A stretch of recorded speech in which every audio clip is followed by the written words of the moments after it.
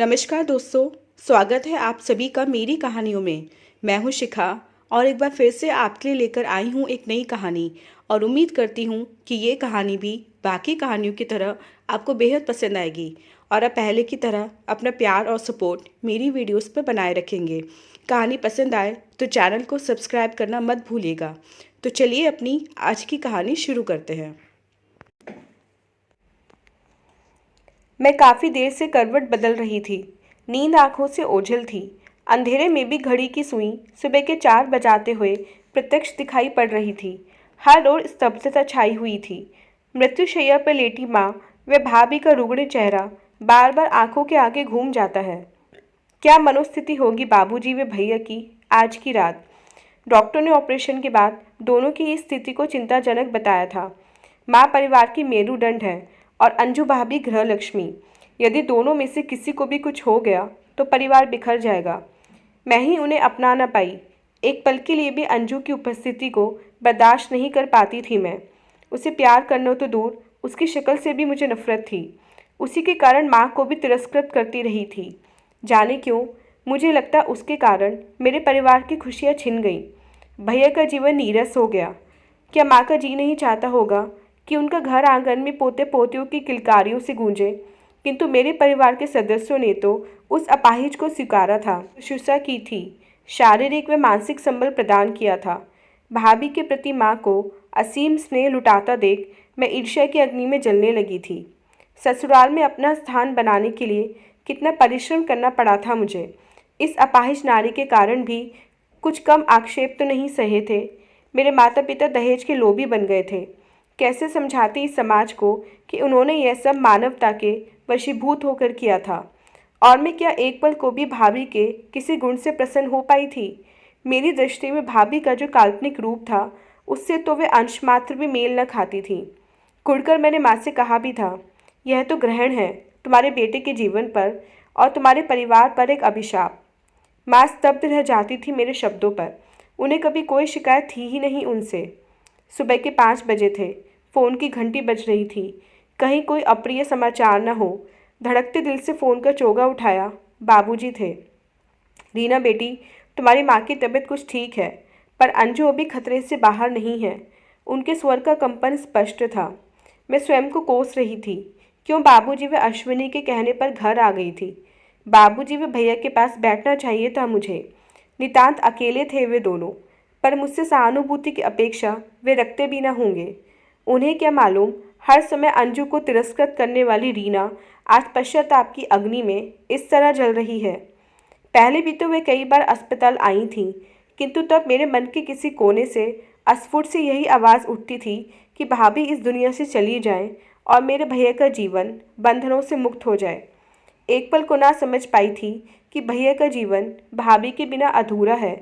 माँ ने एक बार समझाया था कि एक बार वह इस घर की बहू बनी है तो अब वह मेरी बेटी भी बन गई है। उसकी देखभाल करना हमारा नैतिक ही नहीं, मौलिक दायित्व भी है। और उनके मायके वालों का क्या कर्तव्य है। धोखे से अपनी बीमार बेटी दूसरे के पल्ले बांधकर खुद चैन की नींद सोएं। कहने को तो करोड़ों का व्यापार है, टिकटे भेजते रहते हैं अपनी बेटी व दामाद को। अमेरिका घूम आने के निमंत्रण भेजते रहते हैं, पर बीमार बेटी की सेवा नहीं की जाती उनसे। मैं गुस्से से काँप काँप जाती थी। रीना, वह स्वयं मायके नहीं जाना चाहती। जानती है, कल मेरे गले में हाथ डालकर बोली थी, माँ, मेरी माँ में पिताजी से बढ़कर प्यार आप लोगों ने मुझे दिया है। मेरा जी आप लोगों को छोड़ने को नहीं चाहता। बस तुमसे तो कोई मीठा बोले तो पिघल जाती हो। बड़ी मुश्किल से अश्विनी मुझे चुप करवाते। दिखावे के संबंध मुझे हमेशा विचलित करते रहे हैं। माँ के पास जाकर भी अंजू को अपनाना पाती थी मैं। कितना प्रतिरोध किया था भैया के ब्याह पर मैंने। उनके जैसे सौम्य सुदर्शन व्यक्तित्व के स्वामी के लिए रिश्तों की क्या कमी थी। उन्होंने एमबीए किया था। बाबूजी का लाखों का व्यापार था। भैया दाहिने हाथ के समान उनकी मदद करते थे। मैं मचलकर बाबूजी से कहती, भैया के लिए सुंदर सी भाभी ला दीजिए ना। पहले तुझे इस घर से निकालेंगे तब बहू आएगी यहाँ। पर मैं एक सखी के समान भाभी के साथ रहना चाहती थी। हम उम्र ननद भाभी सखियों के समान ही तो होती हैं। पर मेरी किसी ने भी एक न सुनी। उनका तर्क था, हम तुझे इसी शहर में ब्याहेंगे, जब जी चाहे आ जाना। और धूमधाम से ब्याह दी गई थी मैं। आदर्श पति के समान अश्विनी रोज़ मुझे माँ से मिलवा लाते थे। पूरा दिन माँ से बतियाती, मेरी पसंद के पकवान बनते, माँ बताती रहती थी भैया के रिश्तों के बारे में। बाबूजी भी पास बैठे रहते। भैया का स्वभाव कितना मृदु था। उनकी आवाज़ की पारदर्शी सरलता से उनका आकर्षक व्यक्तित्व परिलक्षित होता था। मुझे नाज था अपने भाई पर। मेरी कितनी सहेलियां उन पर फिदा थीं, पर वे तो आदर्श पुत्र थे अपने माता पिता के। फिर भैया का रिश्ता अंजू भाभी से तय कर दिया गया। मेरे जाने से जो सूनापन वहाँ आ गया था उसे अंजू भाभी पाट देंगी, ऐसा उनका अटूट विश्वास था। बार बार कहते, जाओ बाजार से खरीदारी करके आओ। रोज़ मैं माँ के साथ खरीदारी करती। उसके काल्पनिक गोरे रंग पर क्या फबेगा, यह सोचकर कपड़ा लिया जाता। इस घर में धन दौलत, मोटा बंगला, नौकर चाकर, किसी की भी कमी नहीं थी। हीरे मोती के सेट लिए गए थे। समधियों के रहने का इंतज़ाम एक होटल में किया गया था। हर तरह की सुख सुविधाएं उनके लिए मुहैया थीं। मुझे भी कीमती साड़ी व जड़ाऊ सेट बाबूजी ने दिलवाया था। अश्विनी मना करते रह गए थे। माँ का तर्क था कि इकलौते भाई की शादी में यह सब लेने का हक था मुझे। एक एक दिन युग के समान प्रतीत हो रहा था। कब वे दिन आए और मैं भाभी से मिलूं। आकांक्षाएं आसमान छू रही थीं। माँ का उत्साह इकलौती बहू के प्रति देखते ही बनता था। बार बार कहती, जोड़ी सुंदर तो लगेगी ना। हम मुस्कुराकर अपनी सहमति देते थे। विवाह का समय ज्यों ज्यों नज़दीक आता, माँ बाबूजी की बेचैनी बढ़ती जाती थी। सब काम अलग अलग लोगों में बटा था। किसी प्रकार की कमी वे सह नहीं पा रहे थे। भैया सदैव से अल्पभाषी रहे हैं, पर उनकी उत्सुकता माँ से छिपी न थी। आज भाभी और उनके पिताजी जो आ रहे थे, बार बार आंखों के सामने एक खूबसूरत चेहरा, छरहरा बदन व लंबे कद की रूप सी खड़ी हो जाती। फिर जिस दिन भाभी को देखा, लगा कि हम कोई बुरा सपना देख रहे हैं। मुझे अपनी आंखों पर विश्वास नहीं हो रहा था। कहाँ वे फोटो वाली रूपसी और कहाँ ये कुम्हलाया सा चेहरा।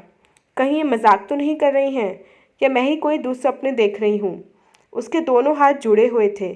शायद कभी पक्षाघात का शिकार हुई थी। कद काठी का पूर्ण विकास हुआ लगता ही न था। बाबूजी संघर्ष शून्य से परिस्थिति का विवेचन कर रहे थे और भैया अपना गांभीर्य ओढ़े कभी अंजू को निहार रहे थे, कभी हम सबको। अपनी जीवन संगनी को इस रूप में देखकर उनकी आकांक्षाओं पर बुरी तरह तुषारपात हुआ था। माँ गश खाकर गिर पड़ी थी। किसी प्रकार उन्हें उठाया। रुग्णी सी काया व संतप्त मन लिए वे कांपती रही थीं। कितने अंधे के दंश खाए होंगे उन्होंने, यह मैं भली प्रकार से महसूस कर पा रही थी। शक्ति की स्रोत माँ बुरी प्रकार से टूट चुकी थी, पर ऊपरी तौर पर सभी सामान्य थे। किसी ने एक शब्द भी न कहा था। मेरा हृदय चीत्कार करके देवी का मौसी को बुरा भला कहने को चाह रहा था। खूब बदला लिया था उन्होंने हम सब से, अपने पर किए गए एहसानों का। जाने कब का बदला लिया था उन्होंने भैया से, किंतु माता पिता की शिक्षा के कारण कुछ भी तो अनर्गल ना कहा गया। फोटो वाली सुंदर सलोनी अंजू की तुलना इस अपाहिज से करके मन दुखी सा हो गया था। भविष्य की सुंदर सुनहरी हरितिमा की कल्पना यथार्थ की धरती पर मरुभूमि की सफ़ेदी में परिवर्तित हो गई थी। सारे बिंब प्रतिबिंब टूट पड़े थे। ऐसा प्रतीत होता था कि सामने पड़े वैभव को किसी ने कालीमा से पोत दिया है। समधियों को उनके रहने के स्थान पर छोड़ा गया। उनकी आवभगत के लिए कुछ लोग तैनात थे। हर परिचित रिश्तेदार की ज़बान पर एक ही प्रश्न था, बहू कैसी है? क्या बताते? मृत्यु के बाद का सा सन्नाटा छा गया था। ऐसा लगता हम सबके शरीर का रक्त किसी ने चूस लिया हो। रात्रि भोज तक हम सब सामान्य थे या सामान्य होने का प्रयत्न कर रहे थे। अभी विवाह में 3 दिन का समय बाकी था। रह रहकर माँ व बाबूजी पर क्रोध आ रहा था। इस नवीन विचारधारा के युग में महज फोटो देखकर ब्याह निश्चित करना कितनी बड़ी भूल थी। कुंटा कहीं दिल में कैद थी और ज़बान को मानो ताला लग गया था। किससे कहें, क्या कहें? भोली भाली माँ छल प्रवंचनाओं के छद्मों को कदापि नहीं पहचान पाई थी, तभी तो हाँ कर बैठी थी। मेहमानों की खुसर पुसर सुनकर लग रहा था उन्हें अंजू के बारे में पता लग चुका है। अभी रात्रि के 10 बजे थे। सहसा देवी का मौसी घर आई थी। बोली, दीदी तुम सबसे अंजू मिलना चाहती है। उसकी जिद है कि जब तक विपिन से बात नहीं करेगी ये विवाह संपन्न ना होगा। इस पल तक हर दिल में व्याप्त समुद्री शोर थम सा गया। एक लम्हे के लिए लगा मानो सन्नाटा छाया सा है। कट 4। एक लम्हे के लिए मानो सन्नाटा छाया सा लगने लगा था वहाँ। मुझे कुछ आशा की किरण दमकती लगी। गाड़ी निकालकर मैं, माँ व भैया अंजू के पास गए थे। बाबूजी अपने उच्च रक्तचाप के कारण जा नहीं पाए थे। कमरे में अंजू व देवी का मौसी ही थी। उसने आगे बढ़कर माँ के चरण स्पर्श किए। माँ ने भी आशीर्वाद दिया था। अंजू ने ही मौन तोड़ा था। माँ, क्या आप मुझे बहू के रूप में स्वीकार कर पाएंगी? माँ इस प्रश्न के लिए तैयार न थी। वे भैया की ओर उन्मुक्त होकर बोली, कोई भी फैसला किसी भी प्रकार के दबाव में आकर मत कीजिएगा। इसमें देवी का चाची का भी कोई दोष नहीं है। लगभग 3 वर्ष पूर्व मेरी गाड़ी दुर्घटनाग्रस्त हो गई थी। बुरी तरह जख्मी हो गई थी मैं। डॉक्टर ने प्रयत्न करके मुझे तो बचा लिया, पर आज ही मुझे कई दिनों के अंतराल पर बेहोशी के दौरे पड़ते हैं। उसके 1-2 दिन बाद तक मेरे हाथ और टेढ़े हो जाते हैं। सामान्य होने में कुछ वक्त लगता है। माँ जी, मैं आपके घर की खुशियाँ बर्बाद करना नहीं चाहती। देवी के चाची भी इस दुर्घटना के बारे में अनभिज्ञ थीं।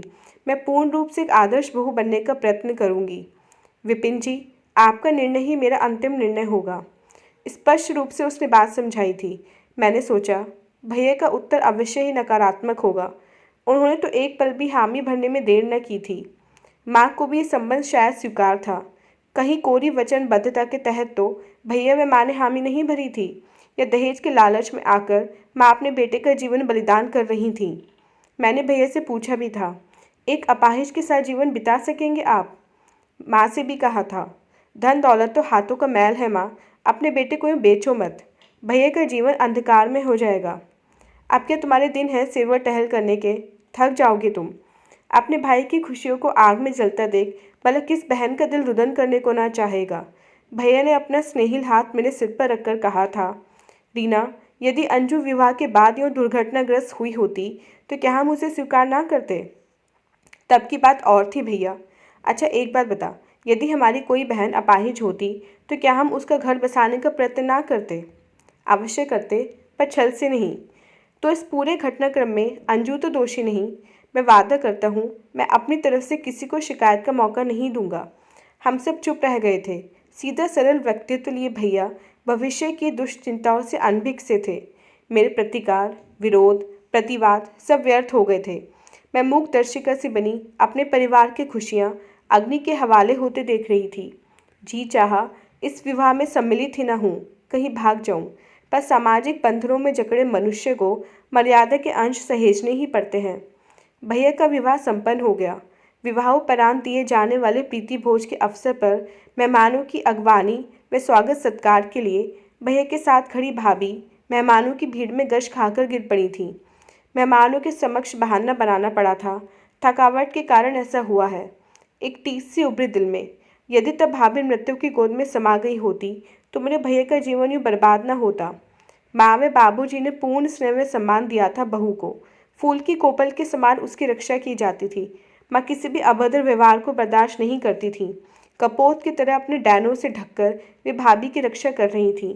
सभी के होठ सी गए थे। मानवता की मूर्ति बनी थी वे। यदि भाभी सामान्य होती तो माँ पर अवश्य गर्व करती, पर एक बीमार स्त्री को अपने बेटे के साथ प्रणय सूत्र में बांधकर उन्होंने उसके प्रति जो अन्याय किया था उसे मैं भूल नहीं पा रही थी। दहेज में रंगीन टीवी, वीसीआर और एयर कंडीशनर से लेकर हीरे, माणिक, मोती सभी कुछ तो थे, पर इन चीज़ों की यहाँ कोई कमी न थी। घर आकर मैं फूट फूट कर इतना रोई कि शायद दीवारें भी पसीज गई होंगी। अश्विनी ने बहुत प्यार से समझाया था, वैवाहिक संबंध संयोगवश बनते हैं। तुम्हारी भैया की शादी जिससे होनी थी हो गई।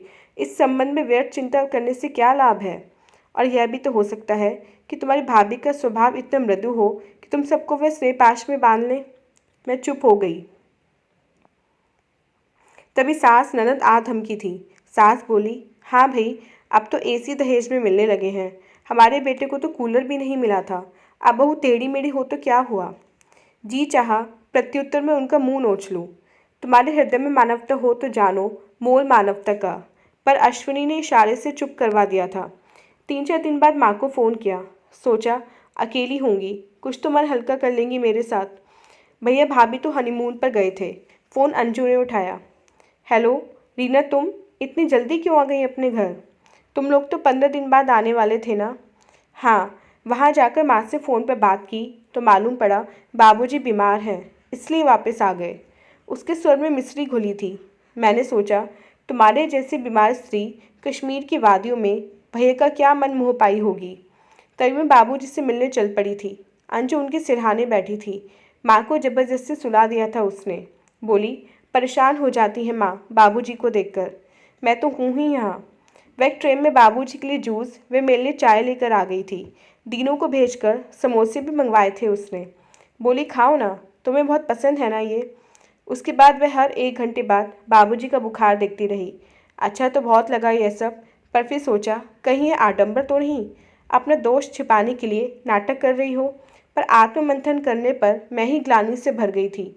बेटी होने का मैंने कौन सा कर्तव्य निभाया। शाम को उसने अश्विनी को भी फ़ोन कर बुला लिया।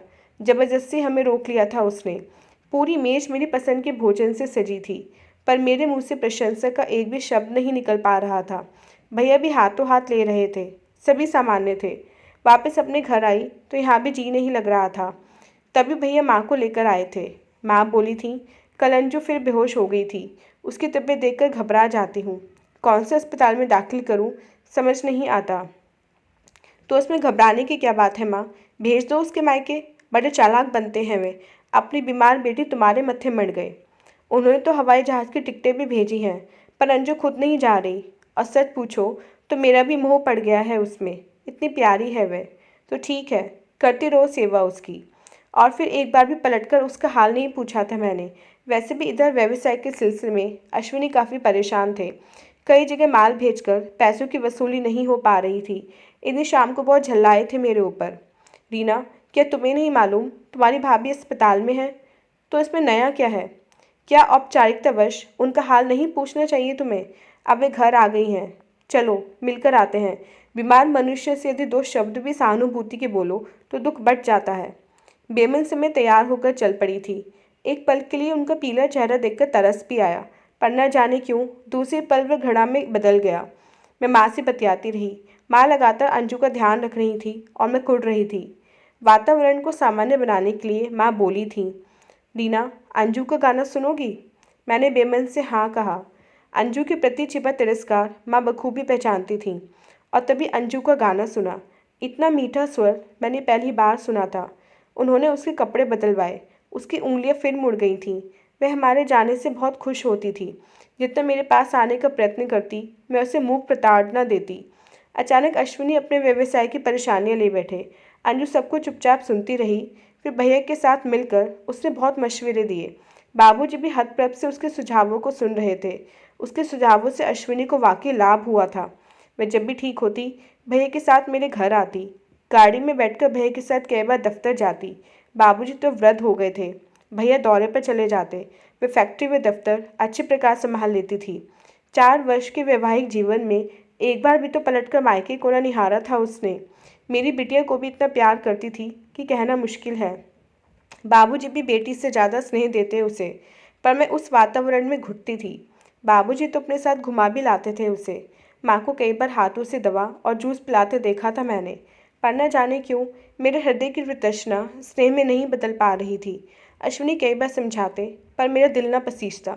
बार बार अंजू का जिक्र होता और मैं उसे और तिरस्कृत करती। अब तो मैंने वहाँ जाना भी छोड़ दिया था। उड़ती उड़ती खबर सुनी थी कि आज अंजू माँ की सेवा कर रही थी। अब उसे घर भली प्रकार संभाल लिया है। कभी उसकी बीमारी की खबर भी सुनती, पर एक कान से सुनती दूसरे कान से निकाल भी देती। एक दिन बाबूजी का फ़ोन आया था। घबराहट से पूछ रहे थे, अश्विनी कहाँ है? वे तो भी आए नहीं। क्यों, क्या बात है? क्या आज आपकी बहू फिर बीमार हो गई? मेरे स्वर की कड़वाहट छिपी न थी। उन्होंने कोई उत्तर नहीं दिया। फ़ोन का चोगा रख दिया। तभी अश्विनी का क्रुद्ध स्वर सुनाई पड़ा था। हद होती है शुष्क व्यवहार की। एक व्यक्ति जीवन मरण के बीच झूल रहा है और तुम्हारे विचार इतने ओछे हैं कि तुम उनका मुख भी नहीं देखना चाहती। मनुष्य को मानवता के प्रति तो प्रतिबद्ध होना ही चाहिए। रीना, कम से कम इंसानियत के नाते ही माँ का हाल पूछ लेती। क्या हुआ माँ को? पिछले कई दिन से वे डायलिसिस पर हैं। डॉक्टर ने गुर्दे का ऑपरेशन बताया है। वे कपड़े बदलकर कहीं जाने की तैयारी कर रहे थे। कहाँ जा रहे हो? अस्पताल। तुमने मुझे आज तक बताया क्यों नहीं कि माँ बीमार है? इसलिए कि तुम्हारे जैसी पाषाण हृदय नारी कभी पसीज नहीं सकती। जीवन मरण के बीच झूलती तुम्हारी माँ को गुर्दे की आवश्यकता है। तुम्हारे जैसे मंदबुद्धि स्त्री को इन बातों से क्या सरोकार। मैं भी साथ जाने को तैयार हो गई थी। कितना गिरा हुआ महसूस कर रही थी मैं स्वयं को। यदि माँ को कुछ हो गया तो? बूढ़ा जर्जर शरीर एक अनजान की सेवा करता रहा। उसे अपनाता रहा और मैं उसकी कोख जाई, उसकी अवहेलना ही तो करती रही। आज अपने शरीर का एक अंग देकर माँ की जान बचा लूँ तो धन्य समझूँ खुद को। गाड़ी की गति से तेज मेरे विचारों की गति थी। अस्पताल के बरामदे में भाभी, भैया व बाबूजी बदहवास से खड़े थे। अंजू फूट फूट कर रो रही थी। दीदी, मेरा परीक्षण करवाइए, मैं गुर्दा दूंगी माँ को। मैंने मन में सोचा, ढोंगी स्त्री, यह माँ की जान बचाएगी। वह सुखी संसार इसी के कारण तो नरक बना था। डॉक्टर से विचार विमर्श करने के बाद मेरा व अंजू का परीक्षण किया गया। हम दोनों ही गुर्दा दे सकते थे, पर अंजू जिद पर अड़ी रही। बोली, मेरे जीवन का मूल्य ही क्या है? मैंने इस परिवार को दिया ही क्या है? यदि रीना को कुछ हो गया तो उसकी बिटिया को कौन पालेगा? उसके तर्क के सामने हम चुप हो गए थे। भाभी व माँ को ऑपरेशन थिएटर में ले जाया गया था। ऑपरेशन का समय लंबा ही होता जा रहा था। डॉक्टर ने बताया कि ऑपरेशन कामयाब हो गया है, पर अंजू खतरे से बाहर नहीं है। हम सब सन्नाटे में आ गए थे। पहली बार मैंने भाभी के गुणों को जाना था। किस प्रकार उसने स्वयं को इस परिवार से बांधा, मैं ये सब अब समझ सकी थी। मेरी आंखों से आंसू की अविरल धारा बह रही थी। आज तक अंजू की मौत मांगने वाली रीना उसकी दीर्घायु की कामना कर रही थी। डर सा लग रहा था कहीं उसका ये अंतिम पड़ाव न हो। भाभी की सत भैया व माँ बाबूजी का अटूट बंधन है। मेरा मन उसके प्रति सहानुभूति से भर गया। तभी डॉक्टर ने बताया, अब अंजू खतरे से बाहर है। भागकर उसके बिस्तर तक पहुंच गई थी मैं। उसके माथे पर चुंबनों की बौछार लगा दी थी। सभी विस्फारित नेत्रों से मुझे देख रहे थे। शायद विश्वास नहीं कर पा रहे थे, पर मेरी आंखों की कोरों से निकले आंसू भाभी के आंसुओं से मिलकर यह दर्शा रहे थे मानो यथार्थ और प्रकृति का समागम हो। माँ का हाथ मेरे सिर पर था। इंतजार था कब दोनों स्वास्थ्य लाभ लेकर अपने घर लौटेंगी। तो दोस्तों, ये थी हमारी आज की कहानी। उम्मीद करते हुए कहानी आपको पसंद आई होगी। मिलते हैं अपनी नेक्स्ट वीडियो में इससे नेक्स्ट कहानी के साथ। तब तक के लिए आज्ञा दीजिए। धन्यवाद।